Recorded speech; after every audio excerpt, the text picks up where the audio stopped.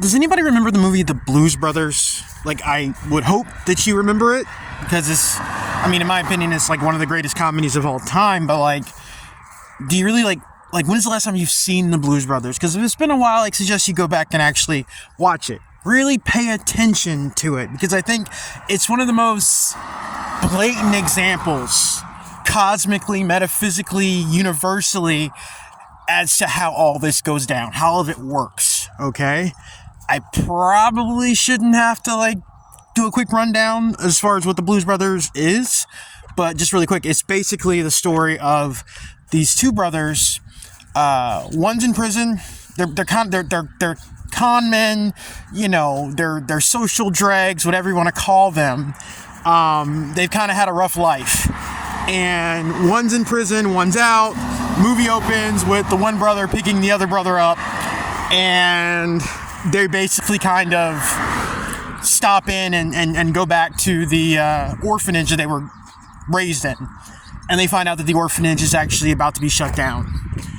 So one of the things that makes these two brothers special is they're actually really good musicians. So in order to save the orphanage, they decide to get their band back together and, start playing a bunch of shows and raise enough money and then, keep the place open. Okay? But that's the rundown of the movie. Again, if you've seen the movie, still go back and rewatch. Really pay attention to it, because I'm just like, I see these things everywhere now, and it's just like, oh man, like anybody who says it's not. So there's a quote, okay? If my friend's watching this, he's probably like, God, he's gonna bring this quote up again, but I am. You know who you are, friend. But there's a quote that I love from the first Superman movie, where Lex Luthor says that, some people, I'm loosely paraphrasing, but he says that, some people read the book like War and Peace and come away thinking it's just a really good piece of, dramatic fiction. And other people, hey, white van guy that I don't know, other people read the ingredients to a bubblegum, the ingredients on the back of a bubblegum wrapper, and unlock the secrets of the universe. I'm in that camp. That is one of the most profound statements ever made, fiction, nonfiction, whatever. But that's what I'm saying. You just see it. You see, oh, I get it now. I see it. But what makes the Blues Brothers so cool and worth really paying attention to and revisiting is they have, when they figure the whole thing out, how we're going to raise the money, they're in church. And, the church is this traditional, I don't know how to explain it. It's a really really lively black church up north, and basically the clouds part and the sun comes out, and basically this blue beam of light from the heavens hits one of the brothers, and he just blue beam of light, blue car, hits one of the brothers, and he just kind of he gets it totally, touched by God, the universe, whatever you want to call it. And but the cool thing about it is, once they go on this mission to bring the band back together to raise the money, this really great cause, right? Nothing can touch them. Nothing can touch them. Essentially, the Matrix throws everything it can possibly throw at these two men, and yet nothing can touch them. Throughout the movie, they're attacked by police. There's dozens and dozens of cop cars. There's so many high-speed chases in the movie. Cops from multiple counties, dozens, so many cop cars. They're chased by neo-Nazis. All these people are chasing them. One of the guys, his ex-girlfriend, is trying to kill them, because she felt she was slighted while one of the brothers was in jail, so she's trying to kill them. But everything works out for them. A path is always open, they always find a way out, and they're always protected. There's literally a scene in the movie where the ex-girlfriend shoots their apartment with a rocket launcher while they're asleep. The entire apartment collapses.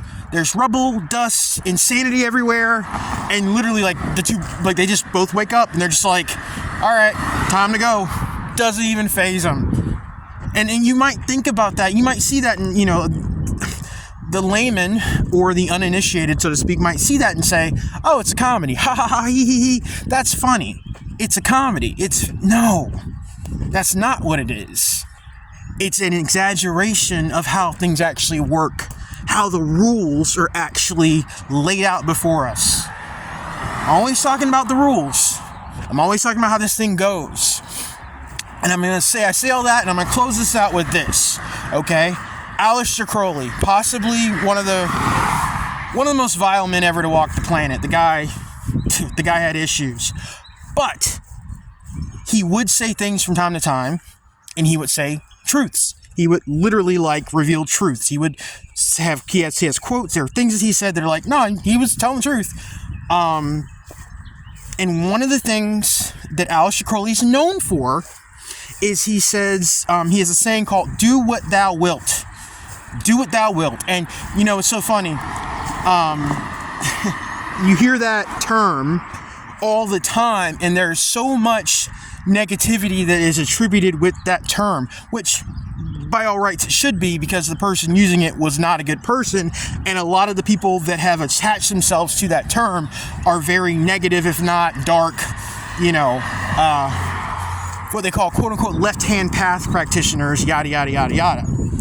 And a layman will say, oh well, and I've talked about this before, I've brought this up before in my videos briefly, but a layman will say, oh, do what thou wilt. Obviously he was talking about, you can do whatever the hell you want to anybody that you want, and there's no consequences. That's not what do what thou wilt means. Do what thou wilt means if you follow your divine purpose, the universe will align with you. That's what do what thou wilt means. If you follow your divine purpose, what you are here to do, if you literally do that, the universe will acquiesce and make room and arrange itself for you. That's what it means. Now, the thing about it is there's a caveat to that. There's a flip side to that, because a lot of dark negative beings, entities, use that too, because they're like, well, I'm a shark, so I'm going to go hunt. We'll talk about that later. But for right now, I'm using that analogy in conjunction with what I just said and the Blues Brothers, and how that is a perfect example of how that works. You get what I'm saying? So, if you've seen it, watch it again. Really watch it again. Put new eyes on it. And you will see things that will really kind of put a smile on your face.